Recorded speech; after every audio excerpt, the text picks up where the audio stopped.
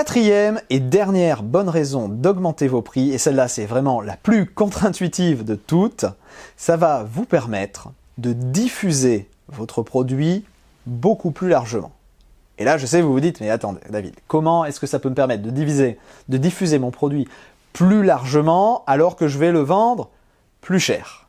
Pour comprendre ça, il faut arriver à sortir de la réflexion sur une seule génération. Il faut entrer dans la réflexion à plusieurs générations, la réflexion à long terme.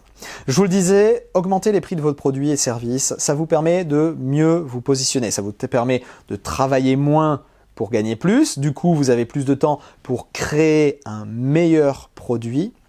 Et si maintenant on prend en compte le fait que votre produit ne va pas y en avoir une seule génération, mais plusieurs, et que votre gamme va évoluer, et que ce produit va avoir une histoire, et qu'il ne sera pas positionné de la même façon maintenant et dans 5 ans ou dans 10 ans, là, on peut commencer à comprendre comment c'est possible, au final, de diffuser beaucoup plus largement un produit qui est utile pour une population donnée, si on se donne au départ les moyens de le faire. Et je vais prendre un exemple.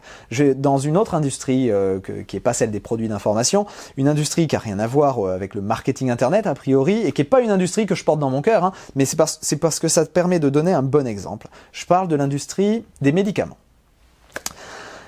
Les médicaments, quand ils sont créés au début, ça coûte des sommes faramineuses à développer.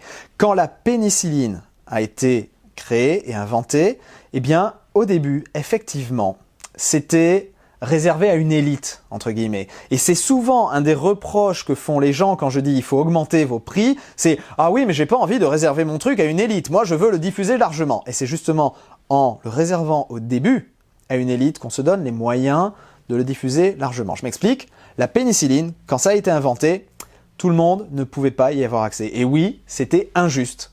Et c'était comme ça. Seulement, le fait que des élites, entre guillemets, aient pu acheter de la pénicilline et financer sa production et financer la recherche sur les moyens de la produire en masse, parce qu'ils payaient cher pour avoir cette pénicilline, eh bien, c'est ce qui a permis 2, 3, 4 générations plus tard, maintenant, que la pénicilline soit disponible mondialement. Parce que grâce à l'argent que ces gens ont donné au début pour avoir la pénicilline, on a pu financer les méthodes de production pour le produire vraiment en masse et au niveau mondial et faire en sorte que maintenant, ce soit un médicament accessible à peu près partout dans le monde. Et avec un peu de chance, j'espère que d'ici encore 2 ou 3 générations, ça sera vraiment quelque chose de disponible au niveau mondial.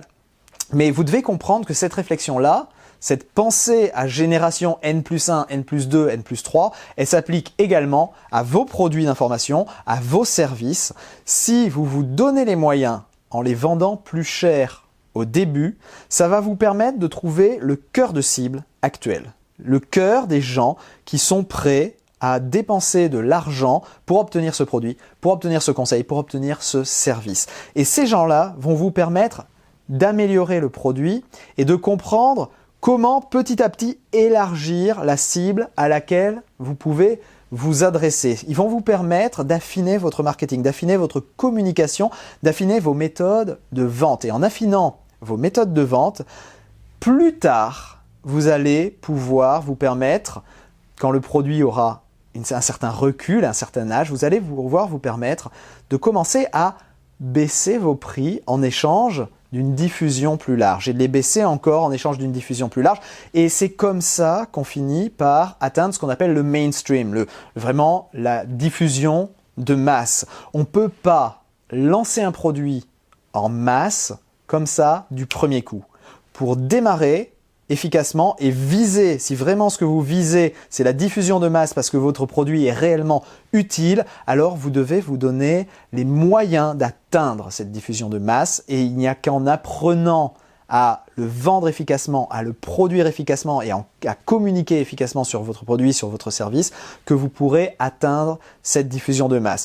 À moins d'avoir vraiment un coup de bol. Ça peut arriver, on peut mettre dans le mille dès le départ. C'est extrêmement rare, alors qu'en s'adressant au départ au cœur de cible, qui est prêt à payer le prix pour votre produit, eh bien en vous adressant à ce cœur de cible, c'est comme ça que vous allez pouvoir faire un peu plus d'erreurs apprendre de ses erreurs, affiner et petit à petit ouvrir le champ de diffusion de votre produit. Je vais prendre un exemple tout bête.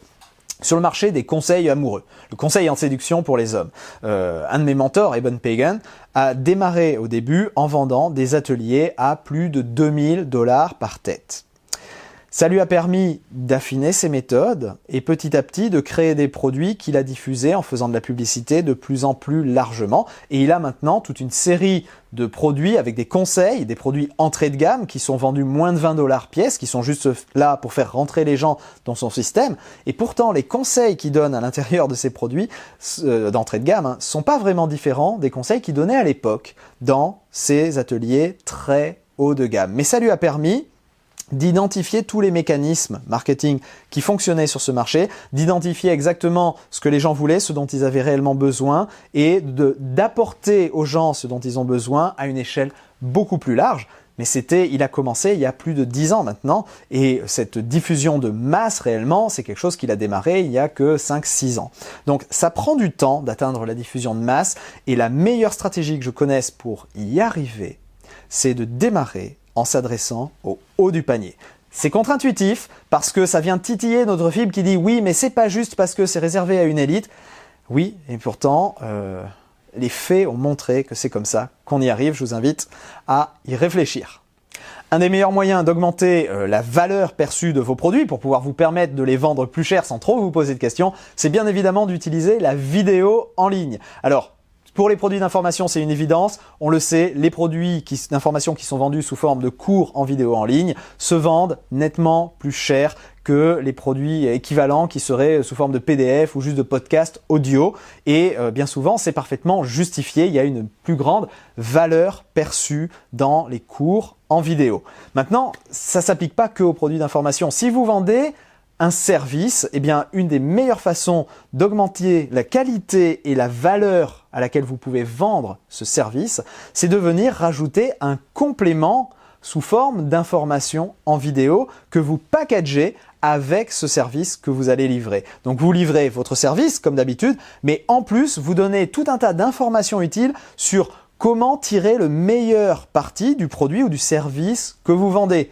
Vous allez donner des modes d'emploi en vidéo, des trucs et astuces, un livret de recettes par exemple sous forme de 105 recettes pour utiliser ce produit de la bonne façon et donc vous livrez ça en vidéo.